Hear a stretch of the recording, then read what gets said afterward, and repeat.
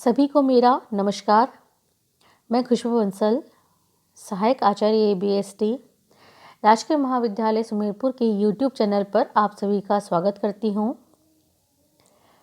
आज हमारे जो वीडियो लेक्चर का टॉपिक है वह बीकॉम सेकेंड ईयर का जो प्रथम प्रश्न पत्र है निगम लेखांकन, उसका एक नया टॉपिक हमने आज शुरू किया है, ऋण पत्रों का शोधन, रिडम्पशन ऑफ डिबेंचर्स।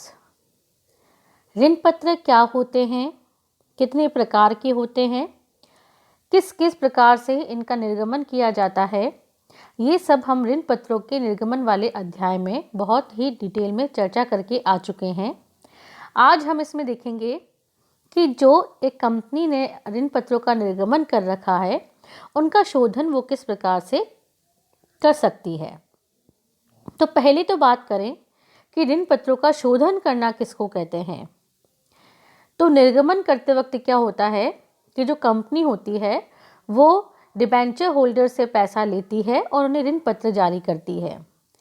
तो जब कंपनी उन ऋण पत्रधारियों से अपने ऋण पत्र वापस ले लेती है और बदले में उनका पैसा उन्हें पूर्ण भुगतान कर दिया जाता है तो उसे ऋण पत्रों का शोधन करना कहते हैं। मतलब जस्ट निर्गमन की विपरीत कंडीशन जो होती है वह होती है शोधन करना।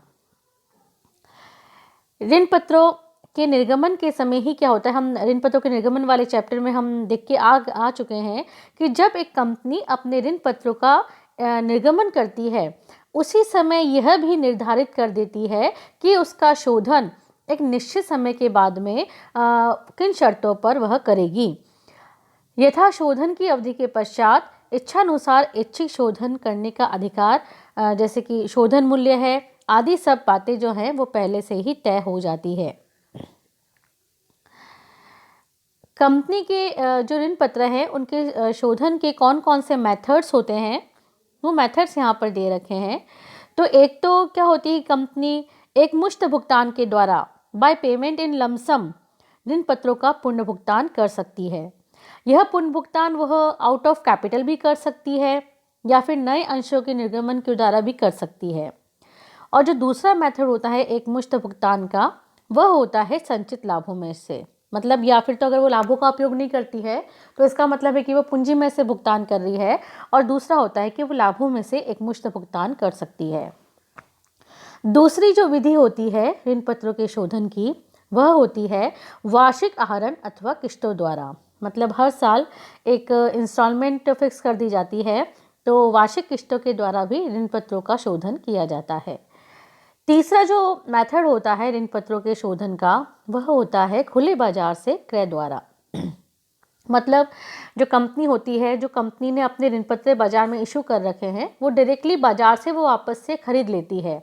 तो एक तरीके से वो क्या हो जाता है, वहाँ पे उन कंपनी के ऋण पत्रों का शोधन हो जाता है। अंशों या ऋण पत्रों के परिवर्तन के द्वारा, अंशों या ऋण पत्रों में परिवर्तन के द्वारा मतलब जो ऋण पत्र उन्होंने जारी कर रखे हैं उनके बदले में कंपनी उन डिबेंचर होल्डर्स को अपनी कंपनी के शेयर इशू कर सकती है या फिर नए ऋण पत्र इशू कर सकती है। तो ये होता है कन्वर्जन द्वारा रिडम्पशन। तो इसे हम डिटेल में एक एक करके पढ़ेंगे। तो सबसे पहले जो मैं बता रही हूँ वह है रिडम्पशन आउट ऑफ कैपिटल, मतलब पूंजी में से शोधन किस प्रकार से किया जाता है।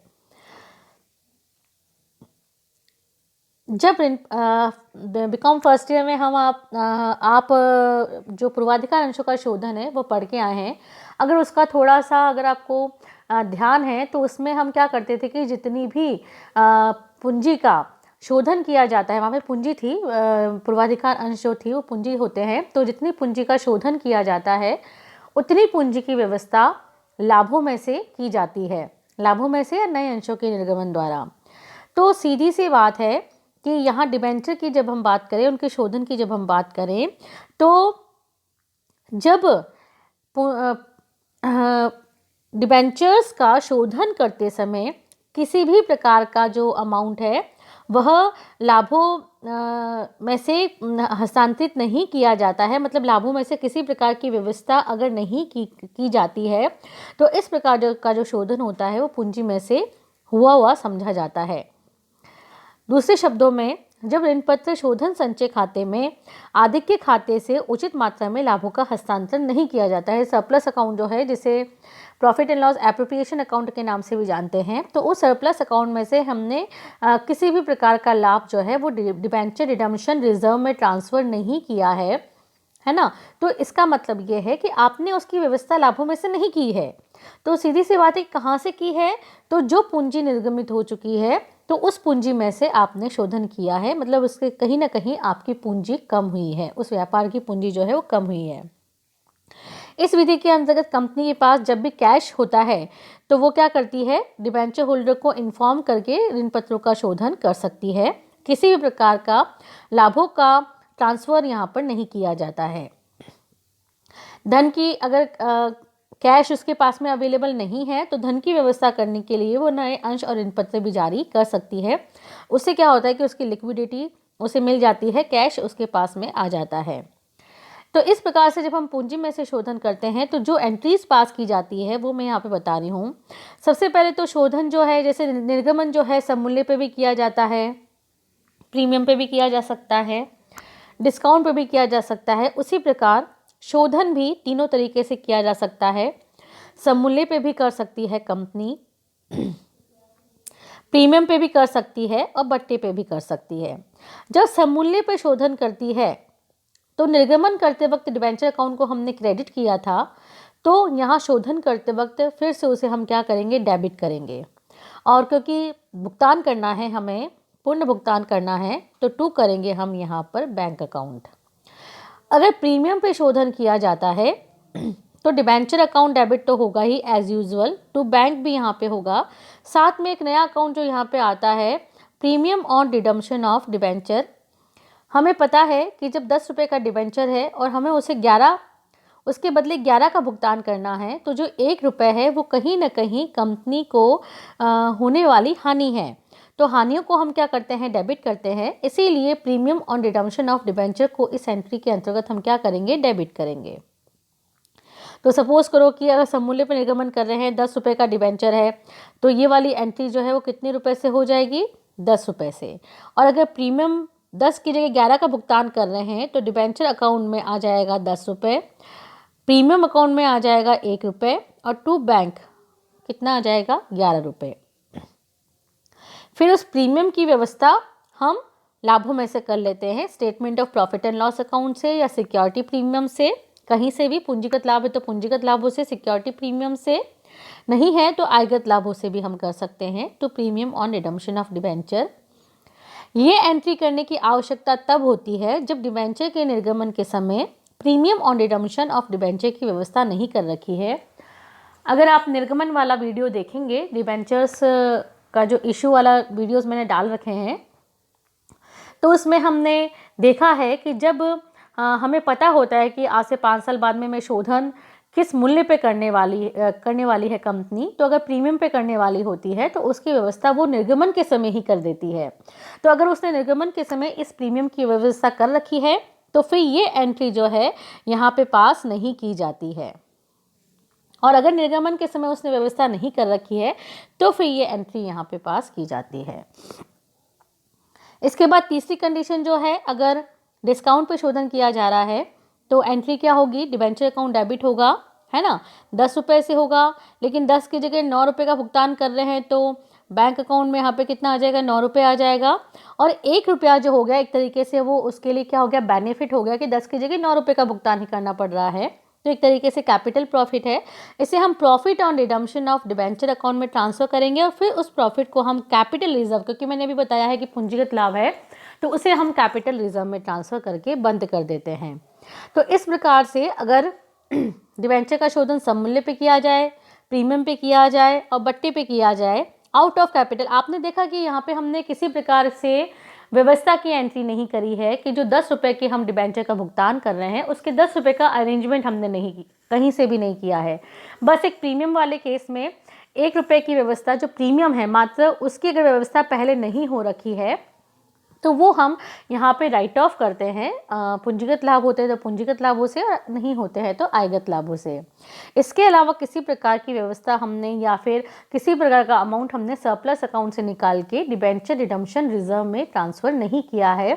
अर्थात यहाँ पे ये जो रिडम्पशन हो रहा है वो कहीं ना कहीं पूंजी में से हो रहा है।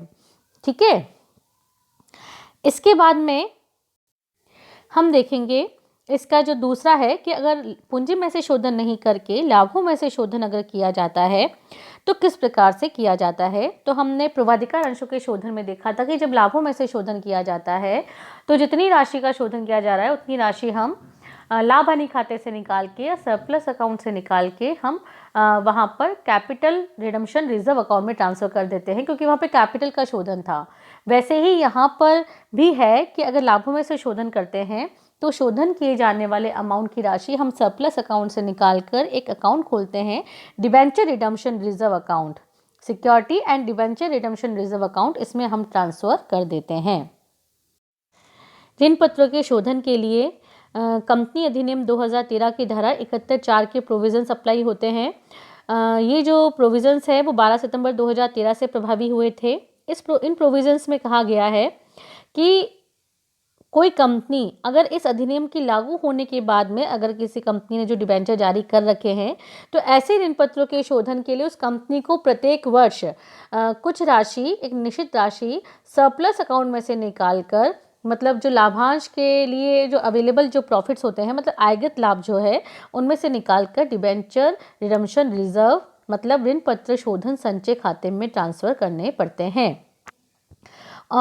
और ये ट्रांसफ़र तब तक करने पड़ते हैं जब तक कि उन ऋण पत्रों का शोधन नहीं हो जाता है।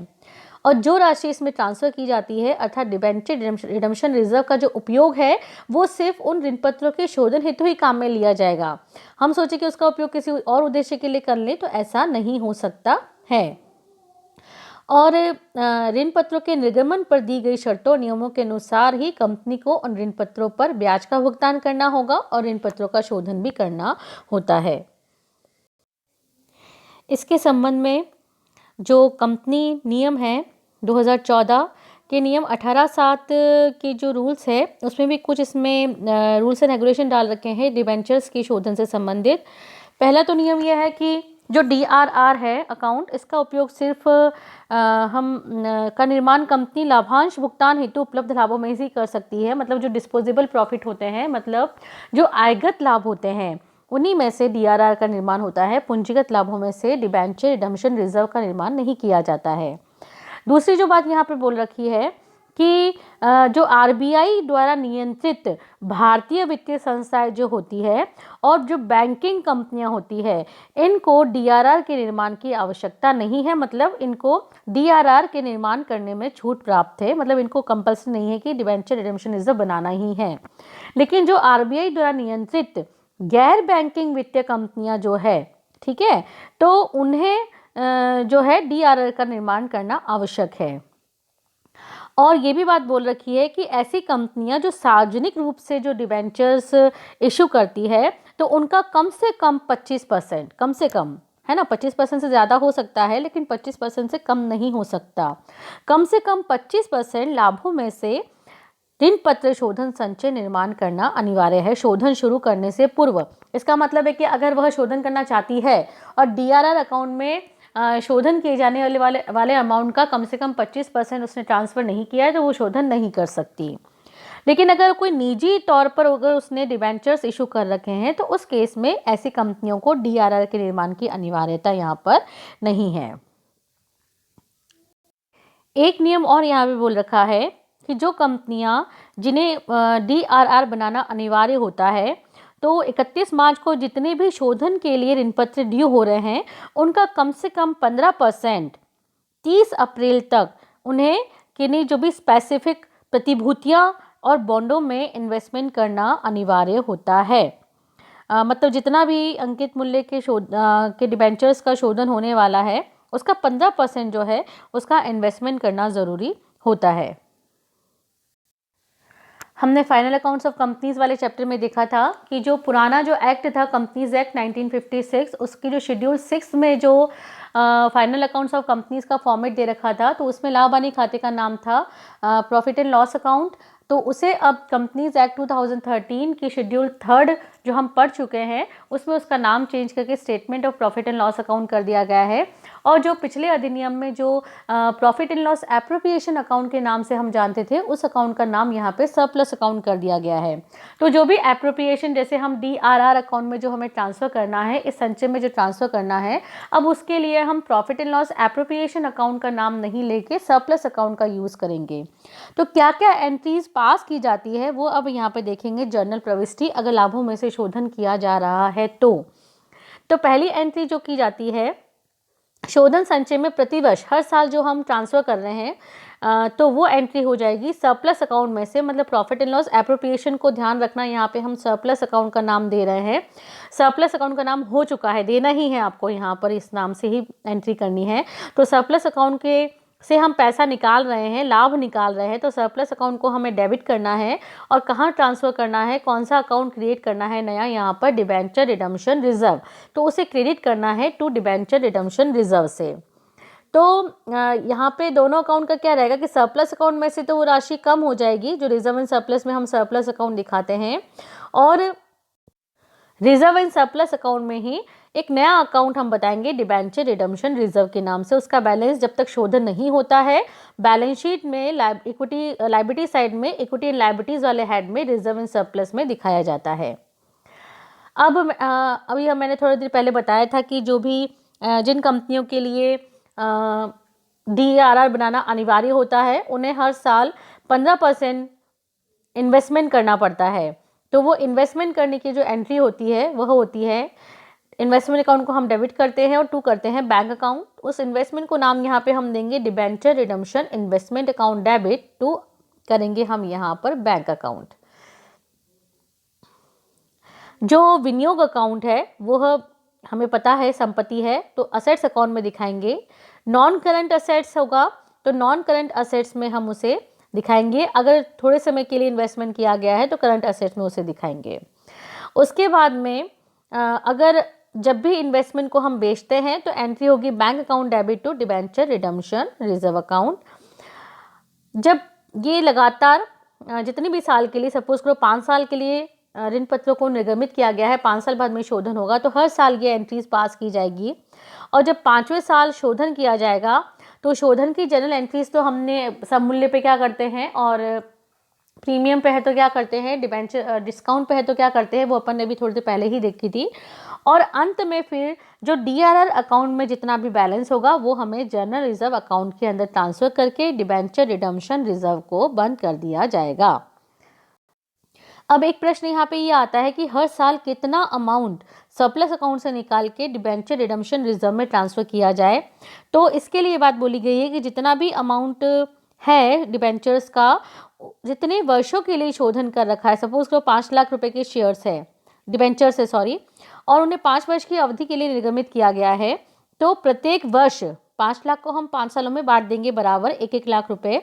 तो प्रत्येक वर्ष कितने रुपए से संचय का निर्माण किया जाएगा, 1-1 लाख रुपए से। सपोज करो कि अगर कंपनी को पहले साल कोई लाभ ही नहीं हुआ है, लाभ कमाना ही उसने दूसरे साल से शुरू किया है, तो इस कंडीशन में अब उसके पास में 4 साल ही रहते हैं, तो उस कंडीशन में 5 लाख को 4 सालों में बांट देते हैं और हर साल 1,25,000 रुपये ट्रांसफ़र किए जाएंगे सरप्लस अकाउंट से निकाल के संचय खाते में। ये बात तो सीधी सी बात है कि जब तक लाभ ही नहीं होंगे तो लाभों सरप्लस अकाउंट में से लाभों को किस प्रकार संचय में ट्रांसफ़र किया जाएगा, तो उस केस में ट्रांसफ़र नहीं किया जाता है। तो इस प्रकार से कम जब भी शोधन किया जा रहा है तब तक ऐसे ऋण पत्रों के सममूल्य की राशि का कम से कम 25% जो है वो ऋण पत्र शोधन संचय खाते में एकत्रित होना ही चाहिए। अगर वो ऐसा नहीं होता है तो फिर कंपनी शोधन नहीं कर सकती है। तो अब एक एग्जाम्पल हम समझते हैं, एक इलस्ट्रेशन दे रखा है स्क्रीन पर। अग्रवाल मशीन्स लिमिटेड निम्नलिखित ऋण पत्रों का शोधन करना चाहती है। पहली कंडीशन है 1,000 रुपये वाले 5,000 10% ऋण पत्र जिनका शोधन सममूल्य पे करना है। तो 1,000 रुपये वाले 5 लाख है, तो टोटल अमाउंट हुआ जो फेस वैल्यू हुई वो हुई यहाँ पर 50 लाख रुपए। तो 50 लाख रुपए का जो 25% होता है, कम से कम 25% होना चाहिए, तो 25% होता है 12,50,000 रुपये। तो यहाँ पर एंट्री कर रखी है सरप्लस अकाउंट से DRR अकाउंट में जो ट्रांसफ़र कर रखा है अमाउंट, वो कर रखा है 12,50,000 रुपये। इसके बाद में इन्वेस्टमेंट जो करना है वो 15% करना होता है। तो debenture redemption investment account debit to bank 50 lakh का 15% 7,50,000 से ये एंट्री करी हुई है। जब भी फिर उनका उन इन्वेस्टमेंट को जब बेचेंगे तो बेचने की एंट्री यहाँ पे कर रखी है bank account debit to debenture redemption reserve. किसी लाभ हानि की इन्फॉर्मेशन नहीं है, तो पूरे जितने के थे उतने पर ही हमने उसको सेल बता दिया। उसके बाद में उन डिबेंचर का शोधन कर दिया 10% debenture account debit to bank, क्योंकि सब मूल्य पे बात बोल रखी है तो 50 लाख का यहाँ पे उनका शोधन कर दिया।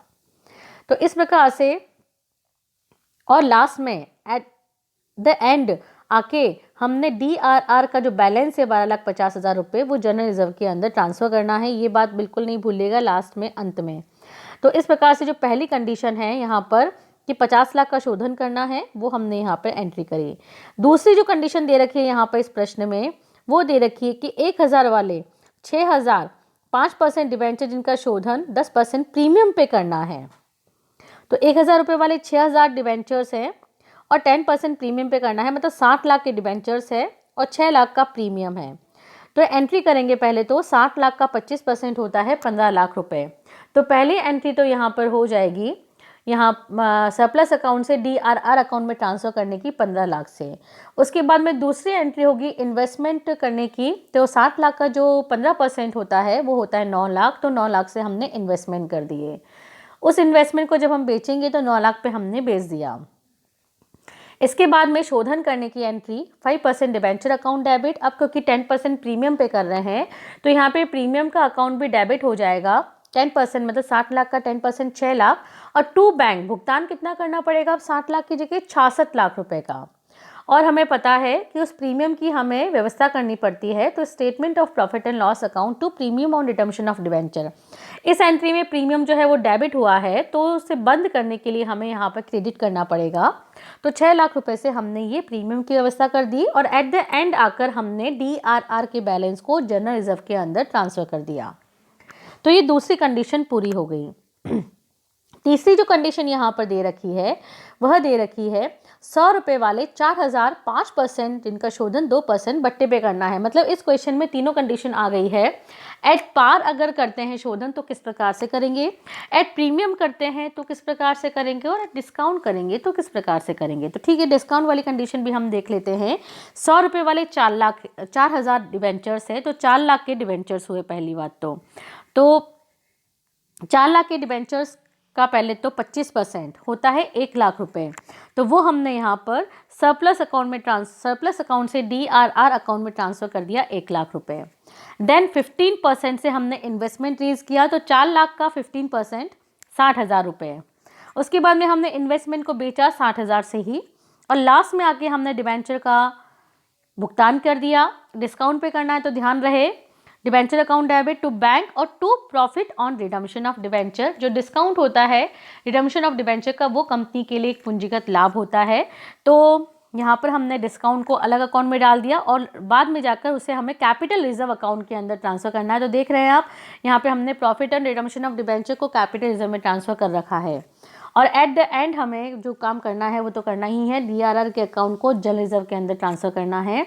तो इस प्रकार से आपने देखा कि अगर लाभों में से शोधन किया जाता है तो लाभों में से शोधन भी अलग अलग प्रकार से होता है। आज हमने देखा है कि अगर डिबेंचर रिडम्पशन रिजर्व बना के अगर लाभों में से शोधन किया जाता है तो किस प्रकार से किया जाता है, सममूल्य पे किया जाता है तो किस प्रकार से किया जाता है, प्रीमियम पे किया जाता है तो किस प्रकार से किया जाता है, और डिस्काउंट पे किया जाता है तो किस प्रकार से किया जाता है।